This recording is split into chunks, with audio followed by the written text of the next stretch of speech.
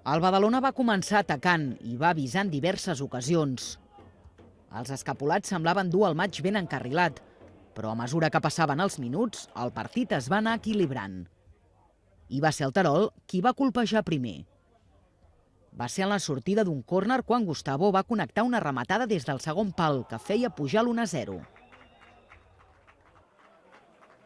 La reacció del Badalona no es va fer esperar i només 3 minuts més tard, Manga va rebre una bona assistència a l'interior de l'àrea per fer un gran xut i establir de nou l'empat en el marcador. Amb l'1-1 es va arribar al descans. A la segona part, el Badalona va tornar a controlar la situació i Joaquim ho va provar amb un xut de rosca, que va estar a punt de sorprendre. Però va ser el Terol qui va tornar a posar-se per davant. Víctor es va aprofitar d'una vedada defensiva per poder fer una rematada des del segon pal i marcar així el segon pel seu equip. A partir d'aquí el Badalona va quedar malmès i va passar per uns minuts de desconcert. L'entrada de Serra Mitja i Ceballos va donar un altre caire i en el darrer quart d'hora els de Manolo Márquez van buscar l'empat de manera insistent.